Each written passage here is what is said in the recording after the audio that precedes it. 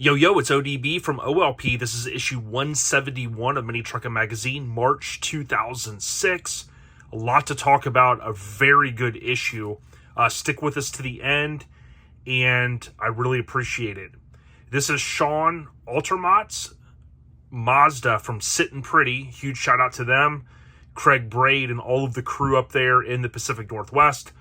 This was Mike Alexander's 9th credited cover. I assume this was shot at Drop Zone 05, which it appeared in issue 169, not too long ago. This is one of one covers for Sittin Pretti, and of course the Pacific Northwest, home of some of the most amazing mini trucks, including Mazdas, as I've always said. This is lucky number 23, the 23rd Mazda on the cover. It's the third of 4 total cover trucks with Detata wheels. Chad Lucas, of course, you could see him. Shout out to Chad, OLP alumni. He makes an appearance on the front cover. Of course, they have a little bit of a nod to Office Space. If you're an Office Space fan, you'll know about the Swingline stapler, which is super awesome. This truck also appears as a pull-out poster, which is here, free center pullout, and of course that's going to be in the middle so the staples can be easily bent. That's on page 50. So again, we can see this amazing truck. Now, I did text Craig Braid, shout out to Craig for the intel. He did say that this truck was sold and had not been seen for a long time. I think it may have popped up last year in 2023 somewhere, but people had not seen it in forever. Super awesome cover. I really dig this one. I love Mazda trucks. You can see there Mike Alexander has daily dragged, and we will get going here. Remember, we are your Mini Truckin headquarters, so keep it tuned to OLP. If you're new here, please subscribe. If you have a friend or clubmate, homie that you think would appreciate some of the content that we're sharing, please click the link, copy the link, share it. It definitely helps our page grow. We need all the guerrilla marketing we can get. This month's cover is home to Shawn's insanely detailed Mazda, one of my favorites. Super clean truck.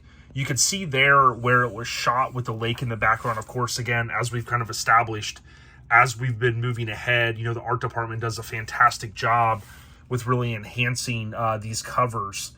You wouldn't really even think about it too much because the truck is so nice, but you can see there Mike Alexander gets the credit. We've got Pinky, we've got the Black Hills Gold, I think it is, Sonoma and whatnot, but definitely a lot to go through with this issue. There's some cool stuff, including a Max Fish and Mike Alexander article in here. Now, again, if you can, just leave us a thumbs up emoji or something. Any comment helps the channel, and don't forget to, of course, thumbs up. Gearing up for 2006. We had Anthony on, I think it was last year. We talked about Exception, one of the baddest minis built. I did get to talk to Anthony a little bit at LST, and I wish I would have had more time. I was kind of in a rush, but shout out to Anthony. We see the famous severed Blazer Yoda, if you will. There's the crew cab, Frontier, and a Toyota pickup. Super cool. Again, this is in the era when renderings really pick up. Not that they weren't big before, but you start to have a lot more companies offering them, and now a rendering is kind of standard for a lot of builds. Here on the left, you have Trevor Stewart's 97 S10 from Fresno. Not just paper. Super clean. Love the French antenna. Also, again, you talk about rendering, hand-drawn rendering there.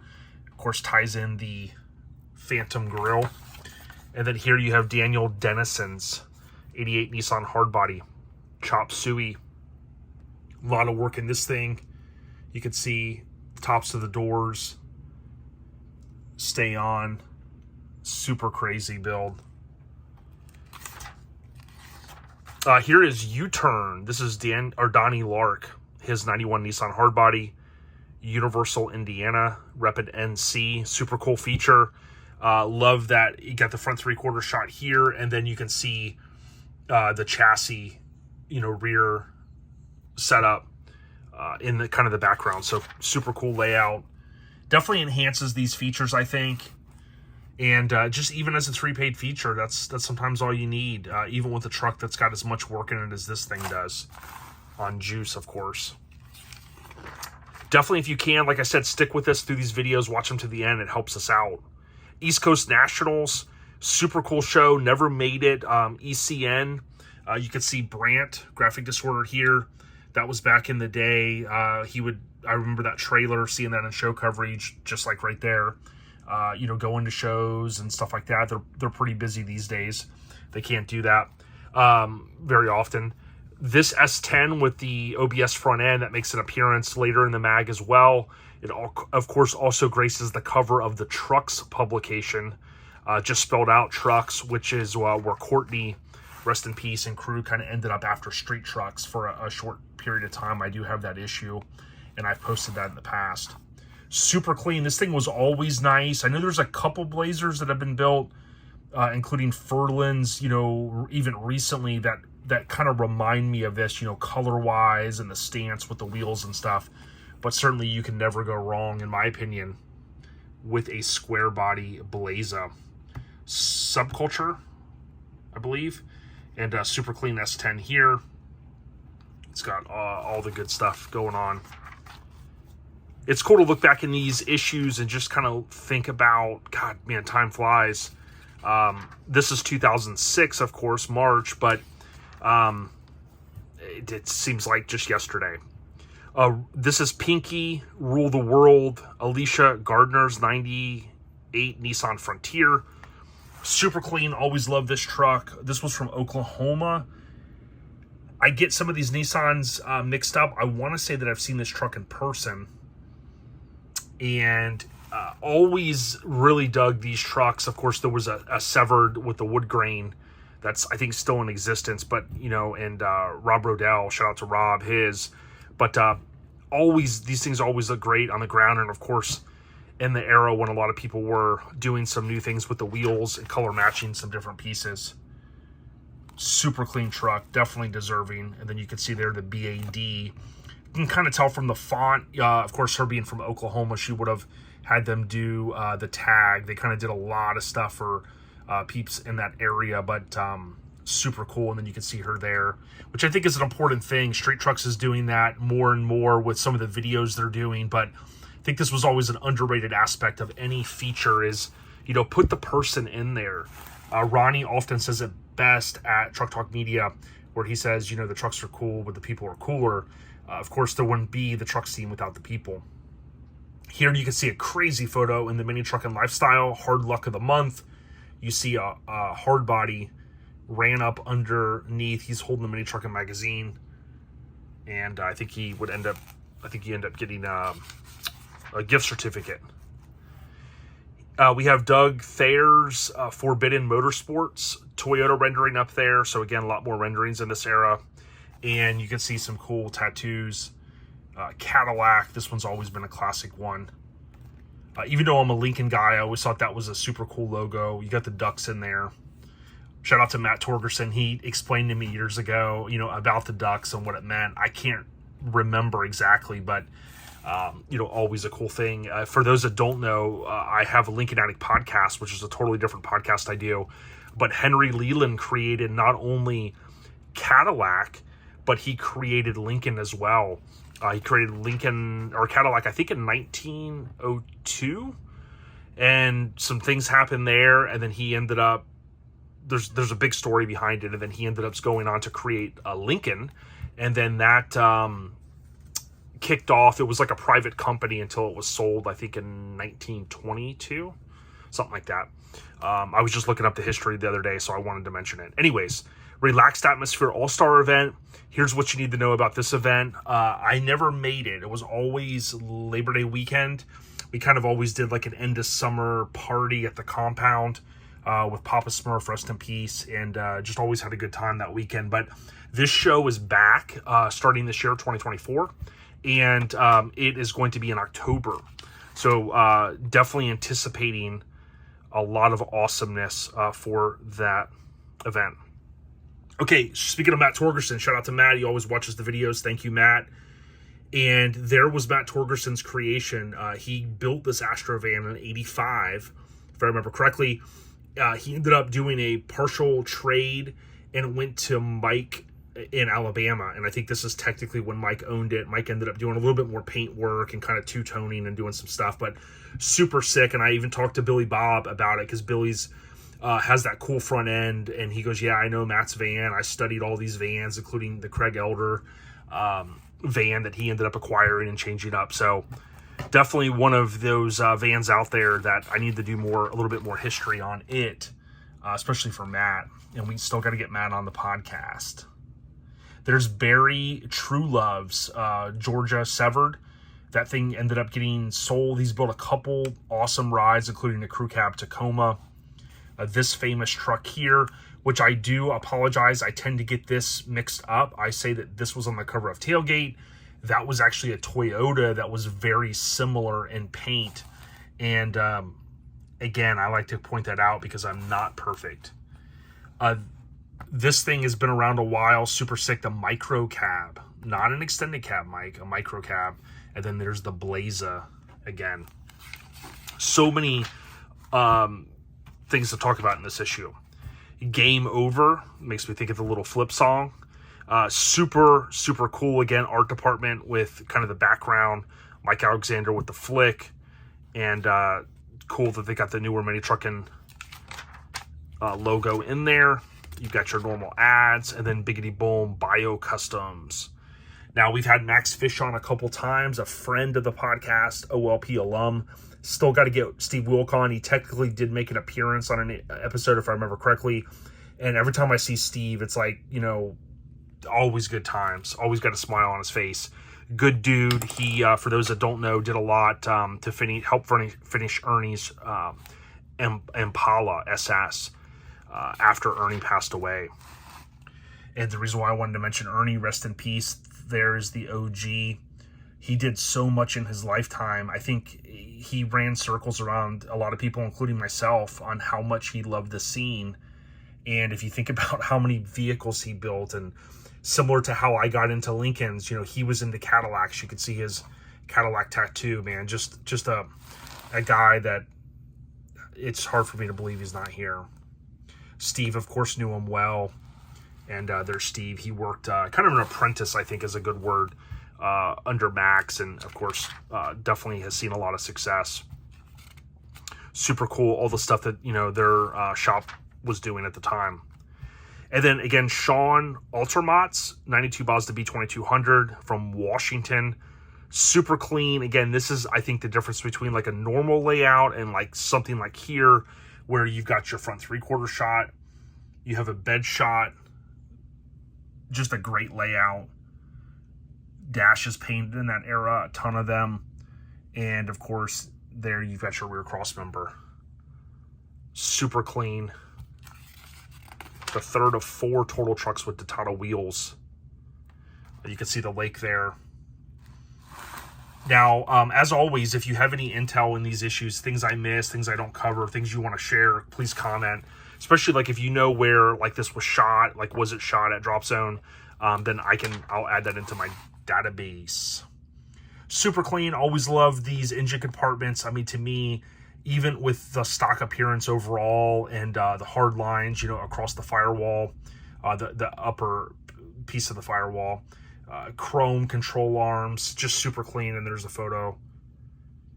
This is one of those trucks that I look back and go, you know, much like the Mazda, the topless Mazda from that area, you look at trucks like this and you can understand why people are looking to get them back or whatnot. I mean, they're just built so well. They're so nice. And to even build, I'm not going to say this is a basic mini truck, but just, you know, even to build something that's body dropped and bagged, you know, is not cheap depending on, you know, where you live and things like that these days. So it's always cool to me to, you know, see people find these trucks or, you know, the original owners get them back. Ludicrous 05, super cool show. Another one I never made it to. This thing was always super clean. And it's just, again, awesome to look back how time flies so much. There's a Limelight that was on the cover of Tailgate. Tom Jenkins owns it now. We saw it, of course, at Lone Star Throwdown. Shout out to Tom. Here is the Black Hills Gold. You can see there, art department coming through with some cool artwork, super clean. Always been a fan of this one as well. You got the Cadillac tails, nice flame job. And this is Jonathan Goulby's 98 Sonoma, not an S10. It's a cool last name too. And again, you can see in this era, and not saying that it's still not happening, but in this era, you had a lot of painted dashes, a lot of fiberglass pieces, you know, being an extended cab with the, you know, the center console and things like that. Just an awesome truck. Loved how they, you know, they did the wheel tubs in there as well. Definitely a complete truck. Making the cover, this is Cleanliness is the Detail. And of course, Max Fish and Mike Alexander write this one. You could bump these up to 4K. You can always kind of screenshot what you need. Most importantly, just let people know where you got the content, and that definitely helps us. Speaking of Craig Braid and the Pacific Northwest, which I guess I should have thought about it. Technically, it could have been shot here as well, I would say, because check it out. Shawn's truck was on the artwork. Now, Sittin Pretti, this was Sittin Pretti X11, XII for 12. They're back as of 2023, and they're going to have their show again, SummerSlam, this August. I'd love to make it up there. I am going to try. So if there's any way I can, I will do my best. I've been to the Pacific Northwest. There's good people. Rest in peace to Chad, which was Craig's homie. This thing's been around a long time. Chad Gaskins. Isuzu. There's another Mazda. Saw that thing in person. He still owns it, if I remember correctly. Craig's homie. And this thing, got a chance. I mean, it's crazy to see some of these trucks because I got a chance to see them in person back in 2019. Some of them. A lot of good kinfolk. Mosbury Delight is back on the scene, which is fantastic. Here's Low Life Mikey over here. And that super clean truck. Talk about memory lane. A Datsun before the Nissan naming. But this thing is super cool. Devin from Relaxed Atmosphere. And almost for a double take I had to do was that Billy Bob's? But, of course, Billy Bob's had an appearance very similar to it. Patrick Reed's Ranger here. You got a Tacoma riding around. Now, I think someone had chimed in and they asked me to just spend a little bit more time here, which I will. And my apologies. I've been trying to speed some of these up a little bit, but like an issue like this has a lot to talk about. So it made me remember. So, but if you guys keep watching all the way through, that definitely helps out. I think another thing that's going to be key for the Mini Truck Hall of Fame, I'm a member or a committee member, is, you know, we're getting into the era of, you know, websites and, you know, like the SoCal Customs and DVDs and things like that. And I think going forward, that's something I talked to Radar about. I want to make sure that those folks are also included kind of in the media category. Here's the S10 I talked about earlier. It makes another appearance. You have the super clean Sonoma, maybe. That truck reminds me of Forrest's from Sever, Nevada, but his might have been an extended cab. And then from the beginning, big shout out to Chad Lucas, OLP alum. I've been to his parents' house where he lived growing up back at the Sever 10th anniversary. Matt was there as well, and we had a great time. I think Matt, can't remember, I think we were all there, Matt, Russ, and I. But super cool there. You can see he's got the Mini Truckin' license plate. He's got his cover with the Pathfinder, and then he has an OG, what appears to be an OG Mini Truckin' bumper sticker. I remember some of those floated around, and I got one through Jason Redden. They're kind of rare these days. You'll pay a hefty amount for an original one. But I think there must have been a stash of them that they uncovered, maybe a box or something back in the day. You got the Forbidden Crew, some of them here. You can see Brian, it looks like. Shout out to Brian and them. They just had Forbidden Fantasy 2024, the show and shine. And there were people from all over there. And speaking of Ernie, rest in peace. There's Ernie with the Bud Light hat, repping No Regrets, of course. The El Jefe of the crew. So, wow. What an issue. Definitely appreciate all the continued support. Shawn, Altermott's Sittin Pretti Mazda, March 2006, issue 171. Stay on the rise, everyone. Let me know what you think. Should we keep going to 269? Got to keep the pedal stomped, y'all. Shout out to Chad Lucas, the big homie. We out ya.